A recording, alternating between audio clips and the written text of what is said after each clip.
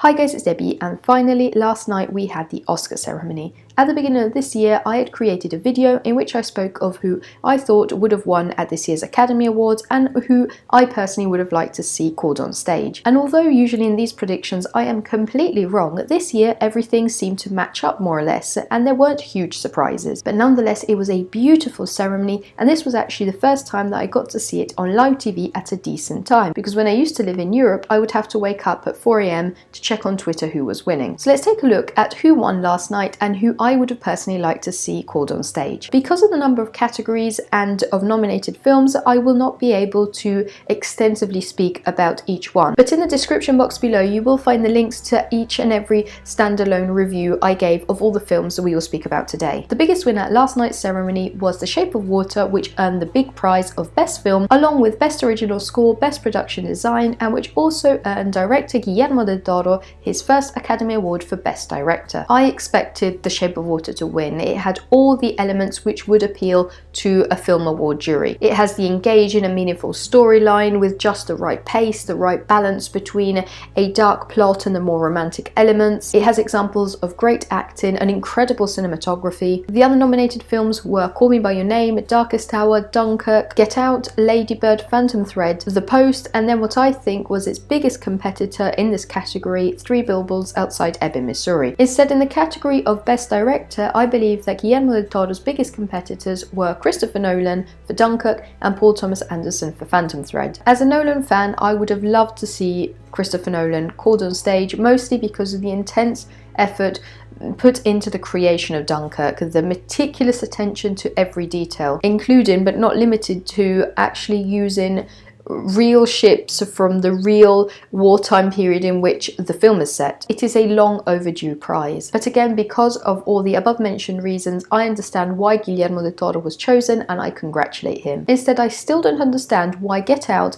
and Lady Bird were even considered possible rivals to films like these, like Phantom Thread, Dunkirk, The Shape of Water, and why they are nominated when there are many other films which are nowhere in sight. I love Lady Bird, I've spoken about it so many times, but in my opinion it's not a complete, long-lasting film which gives something enduring to the history of cinema. And concerning Get Out, I understand that it represents a terribly realistic concept of modern racism, but I don't think that immediately equals to a good film. I applaud Greta Gerwig and Jordan Peele, as these are their first films ever, but I would have preferred to see other films and directors included in the list, even if not necessarily winning the Oscar. For example, All the Money in the World, War for the Planet of the Apes, Patty Jenkins for Wonder Woman. For the Best Acting Awards, the winner for the female category was Frances McDormand for her main role in Three Billboards Outside Ebbing, Missouri, and I don't think anybody doubted her award. She was up against Sally Hawkins for The Shape of Water, Saoirse Ronan for Lady Bird, Meryl Streep for The Post, and Margot Robbie for Itonia. I think McDormand's award was one of the most deserved last night. Her character of Mildred was absolutely convincing, realistic, heartbreaking, debatable. She really led the whole film with a time-enduring performance. Three Billboards also saw another winner with Sam Rockwell with his award for Best Supporting Actor. Both McDormand and Rockwell had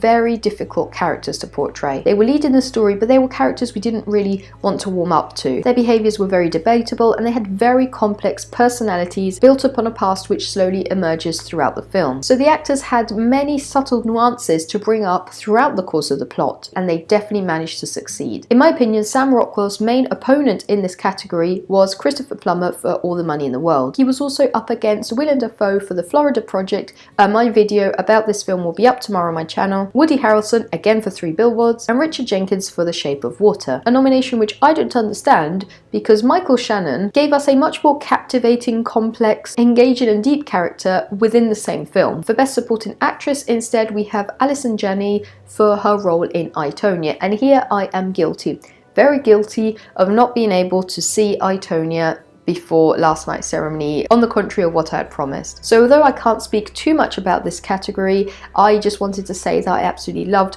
Laurie Metcalf's role in Lady Bird, and just how I didn't understand Richard Jenkins' nomination for The Shape of Water, I don't get why Leslie Manville was nominated for Best Supporting Actress in Phantom Thread, when in the same film we had Vicky Creep's dark, furious, but at the same time heartbreaking performance as Alma. For Best Actor, we have Gary Oldman as Winston Churchill in Darkest Hour. And just as I was saying before, it's not a big surprise. I think nearly everybody was expecting him to win, just like Frances McDormand in the female category. Although for a split second, I thought they were about to call Timothée Chalamet for Call Me By Your Name, because the other nominees were Daniel Day-Lewis for Phantom Thread, Daniel Kaluuya for Get Out, and Denzel Washington for Roman J. Israel, Esquire. And with the exception of Day-Lewis's compelling performance as fashion designer Reynolds Woodcock in Phantom Thread, I don't believe the others gave us such a charismatic performance as Chalamet or Oldman. This Oscar for Gary Oldman proves just how he is able to act in a widespread variety of roles. Darkest Hour also won for Best Makeup, and I think that even this wasn't a big surprise. It was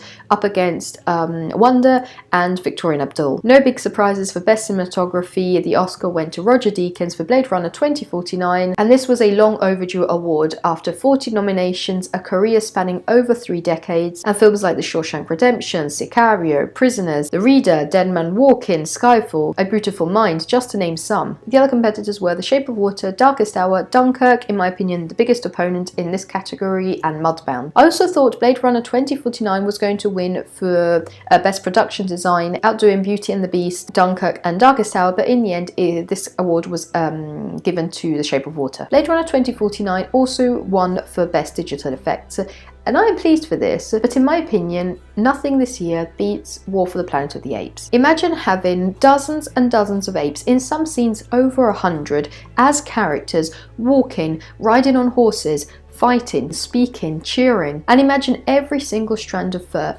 every crack in their skin, every movement of their eyes being perfectly executed, as if you're watching some real apes. It's just unbelievable. Dunkirk won in the sound categories with sound mixing and sound editing, and I agree that this precise work on the sounds in the film immediately conveyed the effect of being dragged right into the film, of making us feel as if we were there on the beach with the soldiers, surrounded by the enemy, as if we were in the sky fighting off planes, if we were on one of the boats bravely crossing the channel. And as a matter of fact, Dunkirk also won a 3rd Oscar for Best Editing. For the same reason, I was expecting an Oscar for Hans Zimmer for his soundtrack for Dunkirk, but in the end the award went to The Shape of Water. I'm a bit taken aback by this, because out of all the nominees, 3 Billboards, Star Wars The Last Jedi, Phantom Thread and The Shape of Water, Dunkirk was the only one that gave us a soundtrack which stayed with us, and which was a fundamental component of the film, and which really dragged us into the story. And I'm not saying this because I am a Nolan fan.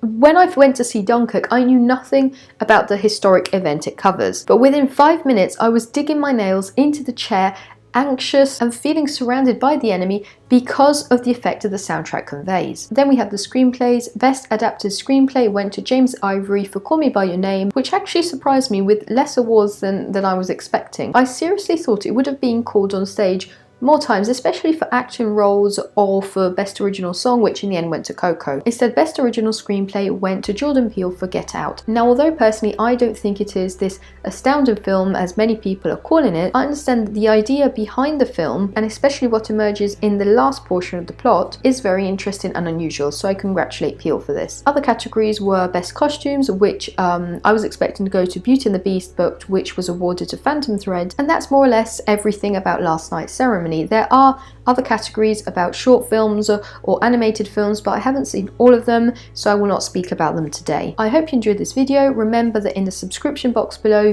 you will find the links to all the standalone complete reviews of all the films I've spoken about today. If you'd like to see more movie related content, feel free to subscribe, and I'll see you soon. Bye.